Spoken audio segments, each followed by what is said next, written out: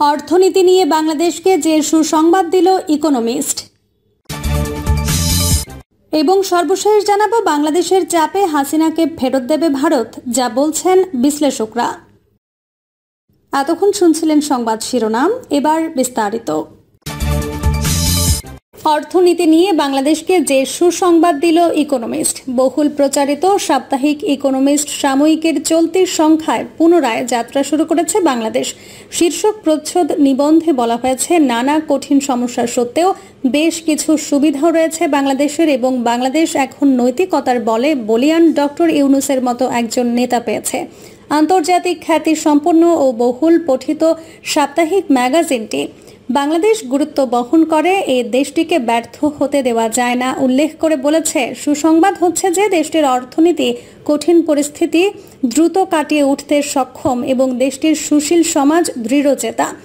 নিবন্ধে বলা হয়, বাংলাদেশের রাজধানী ঢাকার রাজপথে গণ অভ্যুত্থানের মাধ্যমে শেখ হাসিনাকে বিতাড়িত করার পর নোবেল শান্তি বিজয়ী মোহাম্মদ ইউনূসের নেতৃত্বে সেনাবাহিনী সমর্থিত একটি তত্ত্বাবধায়ক সরকার দায়িত্ব গ্রহণ করেছে।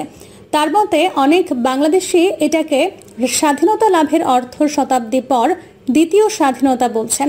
ম্যাগাজিনটি লিখেছে, এই মুহূর্তের অঙ্গীকার পূরণ করতে বাংলাদেশকে এখন পুরনো স্বৈরাচারীকে ক্ষমতাচ্যুত করার পর আরও অনেক কিছু করতে হবে। অবশ্যই নষ্ট রাজনৈতিক ব্যবস্থা পরিচ্ছন্ন করতে হবে।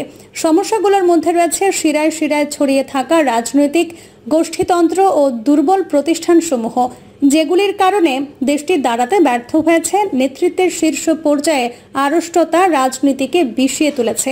ডক্টর ইউনূসের লক্ষ্য হওয়া উচিত একটি যুক্তিসঙ্গত সময়সীমার মধ্যে সঠিকভাবে নির্বাচন অনুষ্ঠান করা, কিন্তু প্রথমে তাকে শেখ হাসিনার দখলকৃত প্রতিষ্ঠানগুলো যেমন নির্বাচনী কর্তৃপক্ষ এবং আদালতগুলোকে পরিচ্ছন্ন করতে হবে। দেশটিকে গণতান্ত্রিক পথে নিয়ে আসার জন্য ডক্টর ইউনূসের কাছে সময় খুবই কম উল্লেখ করে নিবন্ধে বলা হয়, তার সাফল্য বা ব্যর্থতা 173 মিলিয়ন বাংলাদেশের জীবনযাত্রার সফলতা নির্ধারণ করবে এবং চীন, ভারত, রাশিয়া ও পশ্চিমের মধ্যে প্রতিদ্বন্দ্বিতায় প্রভাব বিস্তার করবে। এতে বলা হয়, ডক্টর ইউনূস একটি অত্যন্ত কঠিন কাজের সম্মুখীন। তার অগ্রাধিকার হওয়া উচিত শৃঙ্খলা পুনরুদ্ধার এবং প্রতিশোধমূলক সহিংসতার ঢেউ প্রতিরোধ করা, যা অতীতে বাংলাদেশের রাজনীতিকে ধ্বংস করেছে। এর মানে হচ্ছে যে আন্দোলনরত শিক্ষার্থীদের প্রতিনিধি এবং আওয়ামী লীগ সহ সব রাজনৈতিক দলের প্রতিনিধিদের অন্তর্ভুক্ত করে টেকনোক্র্যাট দ্বারা পরিচালিত তত্ত্বাবধায়ক সরকার ব্যবস্থা নিশ্চিত করতে হবে। ইউনূসকে দ্রুত কাজ করার পরামর্শ দিয়ে নিবন্ধটিতে বলা হয়, অনির্বাচিত কেয়ারটেকার সরকারের খুব বেশি দিন ক্ষমতায় থাকার কোনো সুযোগ নেই, কারণ তাতে তারা বৈধতা হারাতে এবং আরও খারাপ কিছু হতে পারে, অথবা এর সামরিক সমর্থকরা অনির্দিষ্টকালের জন্য ক্ষমতা কুক্ষিগত করতে প্রলুব্ধ হতে পারে। ম্যাগাজিনটি সতর্ক করেছে যে দেশটি পাকিস্তানের মতো ইসলামপন্থীদের শিকার হতে পারে। আর্থিক টানাটানি খারাপ হলে বাংলাদেশ সস্তা ঋণ ও অস্ত্রের জন্য চীনের ওপর নির্ভরশীল হতে পারে, যার ফলে প্রতিবেশী ভারতের সঙ্গে সম্পর্ক অস্থিতিশীল হতে পারে এবং গণতন্ত্র আরও বিনষ্ট হতে পারে। নিবন্ধে আরও বলা হয়েছে, যখন অর্থনীতির কথা আসে তখন সরকারের উচিত ব্যালেন্স অফ পেমেন্ট ঝুঁকির উৎকণ্ঠা কমাতে বাইরে থেকে আরও তহবিল জোগাড় করা এবং ইউরোপীয় ইউনিয়নের সঙ্গে একটি গুরুত্বপূর্ণ নতুন বাণিজ্য চুক্তির চেষ্টা করা। সবচেয়ে গুরুত্বপূর্ণ, ইউনূস সাহেবকে অবশ্যই দেশের তরুণ সমাজ ক্রমবিকাশমান এবং ক্রমবর্ধমান শহুরে জনসংখ্যার আকাঙ্ক্ষার প্রতিফলন ঘটিয়ে রাজনৈতিক ব্যবস্থা এবং নেতাদের কাছে নতুন ধারণার ব্যাপারে নিজেকে উন্মুক্ত করার আহ্বান জানাতে হবে। ম্যাগাজিনটি অবশ্য বাংলাদেশে কর্তৃত্ববাদী শাসনকে সহায়তা করার জন্য ভারতকে দায়ী করে বলেছে যে যদি দেশটি একটি স্থিতিশীল প্রতিবেশী চায় তবে কিছু কাজ করার দরকার হবে। দেশটির উচিত হবে গণতান্ত্রিক ব্যবস্থার আহ্বান জানানো এবং আর্থিক সহায়তা দেওয়া। বাংলাদেশের চাপে হাসিনাকে ফেরত দেবে ভারত, যা বলছেন বিশ্লেষকরা। ছাত্র জনতার ব্যাপক আন্দোলন ও গণবিপ্লবের মুখে গত 5 আগস্ট প্রধানমন্ত্রীর পদ থেকে পদত্যাগ করে দেশ ছেড়ে ভারতে পালাতে বাধ্য হন শেখ হাসিনা। তবে পালানোর আগে ছাত্র জনতার গণ অভ্যুত্থানকে ঠেকাতে হাসিনার সর্বশক্তি প্রয়োগ করেন। সীমাহীন সেই নৃশংসতায় নিহত হন শত শত মানুষ, আহত হন হাজারো ছাত্র জনতা। এমন অবস্থায় শেখ হাসিনাকে তার শাসন আমলে হওয়া নৃশংসতার অভিযোগের মুখোমুখি হওয়ার জন্য তাকে বাংলাদেশে প্রত্যর্পণের জন্য ভারতের ওপর চাপ বাড়ছে। আর এতে করে বাংলাদেশের সঙ্গে ভারতের ঘনিষ্ঠ সম্পর্ক নেমে যাচ্ছে তলানিতে। শুক্রবার 6 সেপ্টেম্বর এক প্রতিবেদনে এই তথ্য জানিয়েছে হংকং ভিত্তিক সংবাদ মাধ্যম সাউথ চায়না মর্নিং পোস্ট। সংবাদ মাধ্যমটি বলছে, ছাত্র জনতার ব্যাপক আন্দোলনের মুখে শেখ হাসিনা গত 5 আগস্ট হেলিকপ্টারে করে ভারতে পালিয়ে যান। এর মাধ্যমে তার 15 বছরের শাসনের অবসান ঘটে। হাসিনার 1.5 দশকের এই শাসন আমলকে ক্ষমতায় টিকে থাকার জন্য নির্বাচনী কারচুপি এবং বিচার বহির্ভূত হত্যা এবং জোরপূর্বক গুমের মতো মানবাধিকার লঙ্ঘনের ব্যাপক অভিযোগের দ্বারা চিহ্নিত করা হয়। বৃহস্পতিবার বাংলাদেশের অন্তর্বর্তী সরকারের প্রধান উপদেষ্টা ডক্টর মোহাম্মদ ইউনূস বলেছেন, বিচারের মুখোমুখি করার জন্য হাসিনাকে ফিরিয়ে আনার দাবি করছে দেশের জনগণ। ভারতীয় সংবাদ সংস্থা প্রেস ট্রাস্ট অব ইন্ডিয়াকে দেওয়া এক সাক্ষাৎকারে ডক্টর ইউনূস বলেছেন, তাকে ফিরিয়ে আনতে হবে, তা না হলে বাংলাদেশের মানুষ শান্তিতে থাকবে না।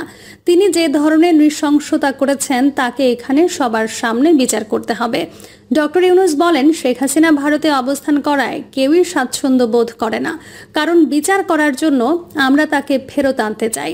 তিনি ভারতে রয়েছেন এবং সেখান থেকেই মাঝে মাঝে কথা বলছেন। এটা সমস্যা তৈরি করছে। যদি তিনি চুপ থাকতেন তাহলে আমরা ভুলে যেতাম, মানুষও এটা ভুলে যেত। যদি তিনি নিজের জগতেই থাকতেন, কিন্তু তিনি ভারতে বসে কথা বলছেন এবং দিক নির্দেশনা দিচ্ছেন। কেউই এটা পছন্দ করছে না। এই মন্তব্যের মাধ্যমে ডক্টর ইউনূস স্পষ্টতই গত 13 আগস্ট শেখ হাসিনার বক্তব্যের কথাই উল্লেখ করেছেন। ওই সময় শেখ হাসিনা ন্যায় বিচার দাবি করেছিলেন এবং বলেছিলেন, সাম্প্রতিক সন্ত্রাসী কর্মকাণ্ড, হত্যা ও ভাঙচুরের সাথে জড়িতদের অবশ্যই তদন্ত, চিহ্নিত এবং শাস্তি দিতে হবে। ডক্টর ইউনূস পিটিআইকে বলেন, এটা আমাদের বা ভারতের জন্য ভালো নয়। এটি নিয়ে অস্বস্তি রয়েছে। এছাড়া বাংলাদেশের বিরোধী দল এবং কর্মীরা এর আগে অভিযোগ করেছিলেন, গত জুলাই থেকে আগস্ট পর্যন্ত সরকার বিরোধী বিক্ষোভের সময় পুলিশ এবং হাসিনার ক্ষমতাসীন আওয়ামী লীগ দলের সশস্ত্র সমর্থকরা অনেক বিক্ষোভকারীকে গুলি করেছে। তাদের গুলিতে শত শত মানুষ নিহত এবং আরও হাজার হাজার লোক আহত হয়েছেন। হাসিনাকে বাংলাদেশিদের বিচলিত করে এমন রাজনৈতিক বক্তব্য না দিতেও আহ্বান জানান ডক্টর ইউনূস। তিনি বলেন, হাসিনা চুপ থাকলে আমরা ভুলে যেতাম, কিন্তু তিনি ভারতে বসে কথা বলছেন এবং দিক নির্দেশনা দিচ্ছেন। কেউ এটা পছন্দ করে না।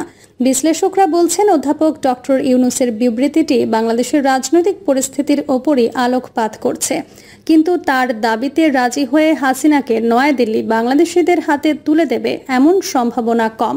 হরিয়ানার জিন্দাল গ্লোবাল ইউনিভার্সিটির আন্তর্জাতিক বিষয়ক অধ্যাপক শ্রী রাধা দত্ত বলেন, ভারত হাসিনাকে বাংলাদেশিদের কাছে হস্তান্তর করবে এমন সম্ভাবনা খুবই কম।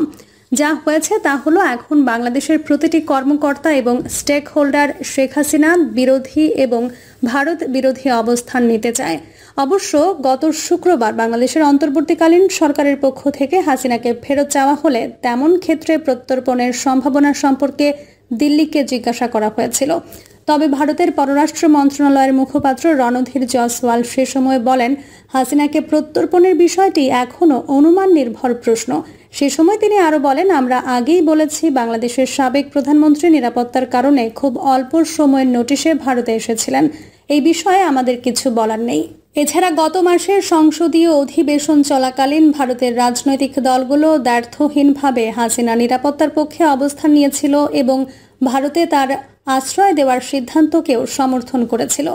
তবে শেখ হাসিনার বাংলাদেশে ফিরিয়ে আনার বিষয়ে ডক্টর ইউনূসের সর্বশেষ মন্তব্যের জবাব এখনও দেয়নি দিল্লি।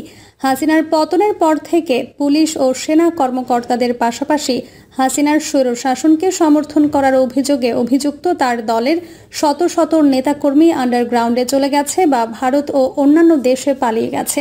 তাদের মধ্যে হাসিনার বেসরকারি শিল্প বিষয়ক উপদেষ্টা সালমান এফ রহমান এবং তার সরকারের সাবেক আইনমন্ত্রী আনিসুল হককে গত 13 আগস্ট বাংলাদেশ ছেড়ে যাওয়ার চেষ্টা করার সময় ঢাকার একটি নদী বন্দরে গ্রেপ্তার করা হয়। অতীতে বাংলাদেশি বিভিন্ন ইস্যুতে লেখালেখি করা লন্ডন ভিত্তিক লেখক প্রিয়জিৎ দেব সরকার বলছেন, প্রতিবেশী দেশগুলোর নেতাদের জন্য ধারাবাহিকভাবে নিরাপদ আশ্রয়স্থল হিসেবে ব্যবহৃত হয়ে আসছে ভারত। তিনি উল্লেখ করেন, শেখ হাসিনা তার নিরাপত্তা ও পরিবারের মঙ্গলের জন্য এর আগেও ভারতে থেকেছেন। ভারতীয় আমলাতন্ত্র স্বল্প এবং মাঝারি মেয়াদে হাসিনার প্রতি তাদের এই আতিথেয়তার বিপরীত কিছু করবে তেমন সম্ভাবনা খুব কম। শ্রী রাধা দত্তের দাবি, ভারতে হাসিনার উপস্থিতি নিয়ে উত্তেজনা থাকার সত্ত্বেও বাংলাদেশের অন্তর্বর্তীকালীন সরকারের নেতারা ভারতের সঙ্গে সম্ভবত দৃঢ় দ্বিপাক্ষিক সম্পর্ক বজায় রাখার চেষ্টা করবেন, কারণ উভয় দেশই অন্যথায় তাদের সম্পর্ক হারিয়ে ফেলতে পারে। তিনি আরও দাবি করেন, ঐতিহাসিকভাবে সম্পর্ক ছিল এবং আমরা যুক্ত হতে চাই, কারণ এটি উভয় দেশের জন্য সুবিধাজনক। হাসিনার শাসনামলে অবশ্য ভারতের সাথে দৃঢ় রাজনৈতিক এবং অর্থনৈতিক সম্পর্ক বজায় রেখেছিল ভারত, বিশেষ করে বাণিজ্য খাতে। 2023 থেকে 2024 অর্থ বছরে উভয় দেশের দ্বিমুখী বাণিজ্যের আকার বেড়ে 13 বিলিয়ন মার্কিন ডলার হয়েছে। প্রিয় দর্শক, এই ছিল এখনকার সর্বশেষ সংবাদ। আপডেট সব সংবাদ পেতে চ্যানেলটি সাবস্ক্রাইব করে বেল আইকনটি ক্লিক করে রাখুন।